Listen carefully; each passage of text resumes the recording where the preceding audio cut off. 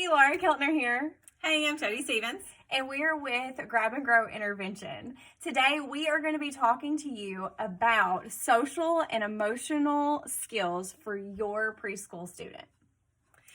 We are so excited to provide you with some ideas, tips, and strategies on how to help your child cope with their feelings. So feelings are very important, and we know that during COVID, we've not been able to interact with people as much as we would like, and kids to be able to be as close as they would like. So some of their coping skills and some of them being able to recognize their feelings is a little bit off. So we really want to work on that and make sure that they are spot on. So we want to make sure that they're developing on target. So first thing we want to do is provide you with these sheets. They are in your packet of information, and then we also ask that you put this in your folder that's going to be in your packet this month. Yes.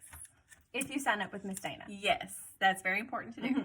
So these are called calming down ideas and calming down words. So sometimes what we say to our kids actually makes it worse. So we want to make sure that we're using calm down words such as it's okay to be sad, or it's okay to feel upset.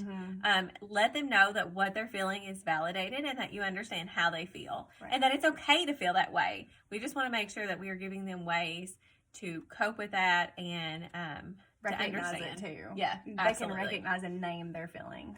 Absolutely. So this is a really good, it's like a cheat sheet. It's like a really, really good cheat sheet for you. Yes, absolutely. You can also use things that you have around your house.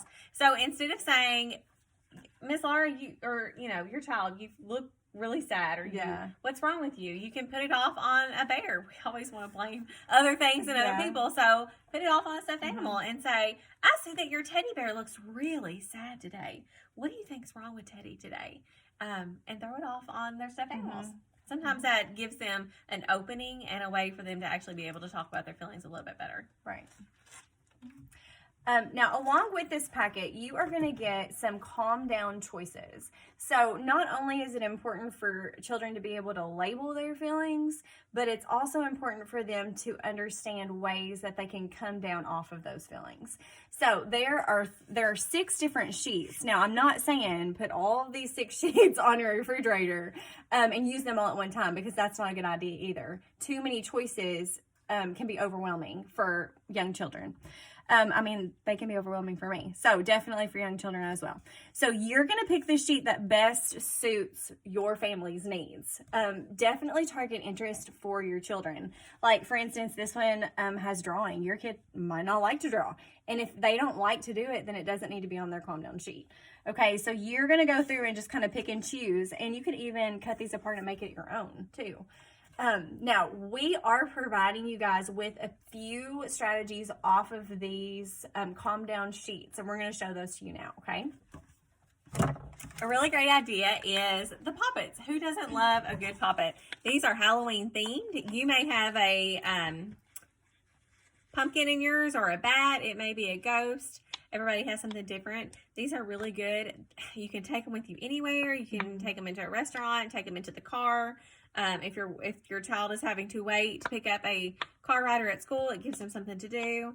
Counting too. Counting is always a really good one, because you can pop and count the numbers as well, how many times that they popped it. So 1, 2, 3, 4, they can count those.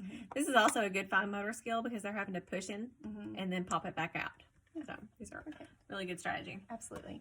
And then we also are including a sensory bin in your bag this month. I'm really excited about this. So I went ahead and made one, and you can see there's some water beads in there. And then it slowly descends. There are some just little Halloween confettis in there. There's a big spider, lots of just different things that your child can watch and look for. And if they are upset, this is just, it's almost like it shifts their focus to something else, and they can look for specific things. You could say, oh, do you see any pumpkins or stars or whatnot? Now, yours is not going to look like this yet. you are going to add water to it. And you have to let it sit overnight. So just pop the lid off, fill water, not all the way to the top. I would say probably about a couple inches from the top. Let it set overnight, and then you can go on and fill it the rest of the way up. Now, something else that I want to say too, you want movement. So if you have too many water beads inside of this container, it's not going to move and things are not going to like sift through. You don't want that. You want movement. That way they can see it and it's more of a calming technique. So if there's too many water beads in here, just pop the lid off and take some of them out. Okay? I love that. It's such a good distraction for your kids too. Mm-hmm. And you can take that. You can also, if you wanted to, you could put some glue on the lid, like inside once you have everything set. And then you could take it in the car, or you could keep it in your bag for church, whatever. Whatever works for your family. That way they don't put any of those objects in their mouth. Yes, as well. we do not want that. Yeah, absolutely. You also have a sheet in your bag called I Can Show Kindness, and this is a really good activity to put on your refrigerator, to put on your child's bedroom wall or their door. They can pick out what they want to do. They're not going to be able to read it, but it does have visuals for them. So you can read them and tell them what it is, and they can do whatever it is. So one of them says, offer to help someone. Okay. The next one is hold the door open. It's super simple ideas, but it's showing your child that when they do this simple act, that it's showing kindness to other people. Mm-hmm. And I think it helps them to recognize it when someone does it for them. Yes. You know, yeah. It's like, it points out the kindness. They were nice. Yeah. Now, last month, you got a Mr. Potato Head in your bag of goodies. So we are going to carry over those pieces of Mr. Potato Head, and we're going to use them in your foam pumpkin. Now, this is a great time to go in and review like those body part names, where they go placement-wise. Use those positional words for sure.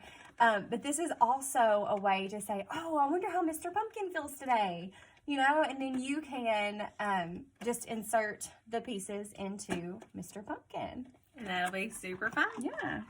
You also are going to be provided with another book because we think literacy is super important with grab and grow intervention. We think that it's important for you to read to your child and for them to point out things that they see in the book that they may like. Right. We've got Halloween books today. So make sure that you're reading left or right to your child and just underlining those words as you go through. And labeling them as words. Like these are words, these are pictures. We have the front of our book, the back of our book, and then the spine of our book. These are pages, you know, and talking to them about the importance of taking care of their books when handling them. You know, they're delicate. We don't want to rip the pages or things like that. Hope you guys have a great time this month, and we will see you next month. See you guys. Bye-bye. Thank you.